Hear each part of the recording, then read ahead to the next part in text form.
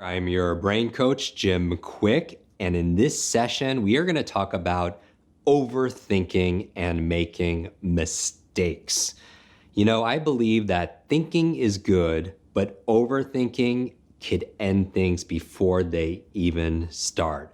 A lot of people struggle with analysis paralysis. They want things to be perfect, so they never take the step. So it ends before it even starts. It's because why? We're fearful of making a mistake. We don't want to look bad. We don't want to be criticized for our actions. And remember, modeling children who are wonderful learners, children aren't scared of making mistakes, right? They understand that mistakes are stepping stones to something bigger or something better.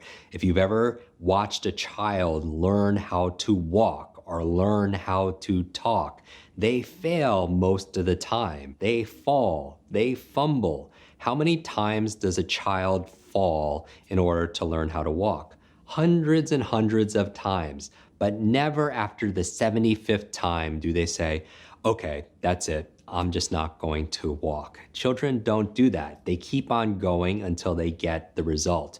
But adults, when it comes to learning and trying new things, thinking in different ways, they'll try it once and they're just like, oh, because they didn't get it perfect, then they just stop and they shrink. And in this world, you don't want to shrink, right? You don't want to dim your light just because it's shining into somebody else's eyes. You want to inspire them with your grit, with your grace, but you have to overcome this fear of looking bad. I get to work with a lot of Hollywood actors. Many of you know, if we follow each other on social media, I get to work with individuals like Jim Carrey. And when I was training with him at his home, we were taking a brain break and we were in his kitchen making his favorite brain foods. And while we're doing that, I asked him a very simple question. I was like, why do you do what you do? Why are you so extreme on camera? And he was like, Jim, I'm glad you asked. The reason why I do that is because I want to give people permission who are watching. I want to give them permission just to be themselves. He calls it freeing people from concern. That's really his religion. He wants to free people from the concerns of others. Because when you're always trying to mold yourself to fit into a box and you're living your life that way, then you are limited by other people's expectations, by their opinions. And that's one of the fastest ways to slow down your progress, slow down your growth, slow down your thinking.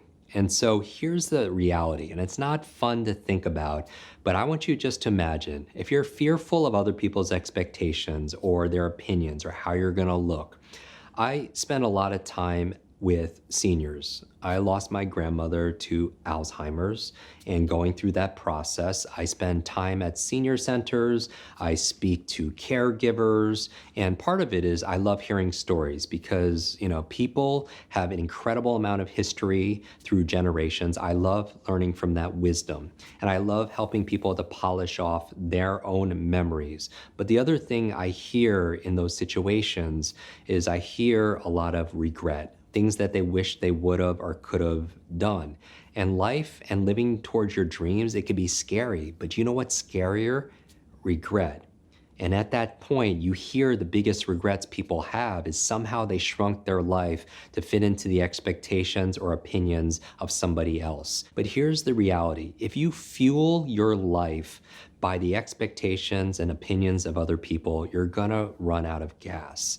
That's not what you wanna do, because in our final days, when we're in that box, that coffin, right? There's not a lot of room in there for possessions, and you could have all the toys and that's good for you, but in that box, there's also not a lot of space for regret, right? And that's the challenge. You do not want to live your life that way. And I would say from a thinking perspective, another mental model to think about is begin with the end in mind. One of my favorite books, another book, they're all my favorite books, is by Dr. Stephen Covey. He wrote the book, 7 Habits of Highly Effective People. 7 Habits of Highly Effective People.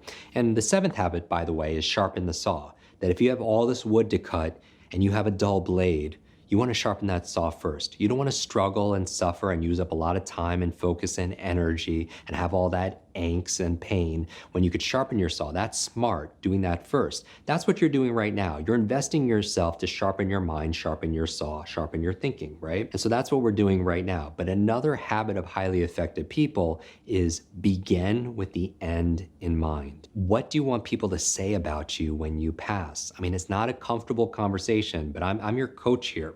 I don't want to tell you what you want to hear. Maybe put yourself in a situation where you're doing this thought experiment where you're thinking, how do I want to be remembered? And then live your life that way. And part of it is, if you know you're going to have regret at the end of your life, then why not do that now? You got one life. One life. Why aren't we running towards our dreams like we're on fire, right? This is the time to do it, all right?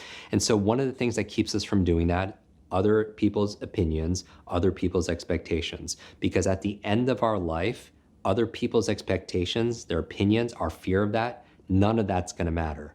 What's gonna matter is how we lived, of how we loved, how we laughed, how we learned. Those are the things that are gonna matter. So why not do that now? Forget about other people's opinions, because everybody's gonna have an opinion about your life. So you might as well live your life. I want you to have this thinking belief that there's no such thing as failure, there's only feedback. You don't fail, there's only failure to learn something. And feedback is the breakfast of superheroes, right? You wanna get that feedback so you could adjust.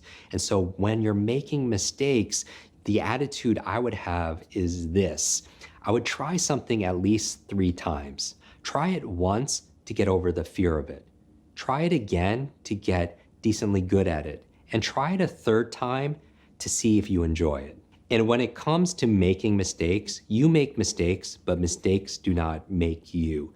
A lot of people are fearful because that becomes who they are. It defines them. And your mistakes do not define you. How you respond to your mistakes define you. So I would recommend 3 things you do when you make a mistake, all right? Mistakes obviously are opportunities for growth, opportunities to step up to another level. So you don't have to be proud of your mistakes. You could be proud how you handle your own mistakes.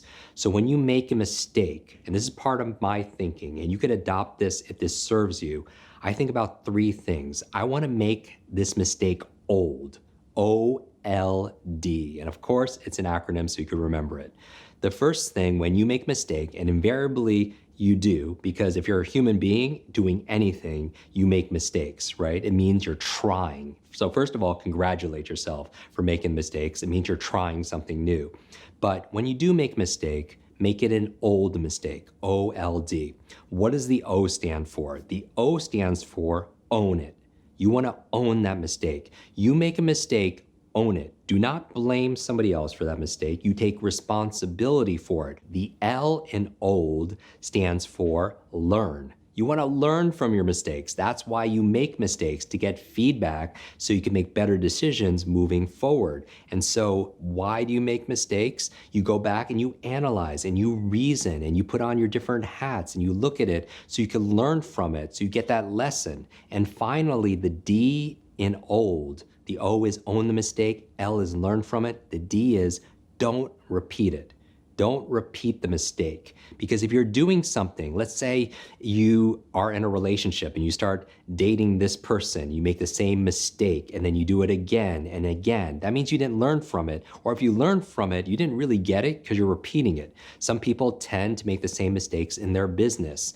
And there's this quote that we're all familiar with about insanity, right? What's insanity? It's doing the same thing over and over again, expecting a different result. I don't think that's insanity. I think it's just bad learning, a bad memory, because you're not learning from the mistake and you're repeating that mistake. So I would say the D is don't repeat it, because if you do it once, it's a mistake. But if you do it constantly, then it's a decision. So don't repeat the mistake, because that is insanity. So I'm giving you this tool as a power, a superpower to free yourself from the expectations of others. Remember this, don't take criticism from someone you wouldn't take advice from. This is the thing when it comes to performance. You can learn from people, right? You could get feedback, you could get advice from mentors, but remember, your life is your own and it's your responsibility. Now, this was a heavy lesson, but I wanted to introduce you this concept because I feel like a lot of our thinking is shrunk, or we shrink in our behavior because we don't want to fully express ourselves because of the fear of making mistakes, the fear of looking bad to other people. But remember that child, in order to learn to walk or to talk, they fall. And it's the strength of getting up that makes you strong to accomplish your next goal. It's not the point of falling. The people who fall the most and get up are stronger than people who never fell. You have to take those steps. I'm your brain coach, Jim Kwik.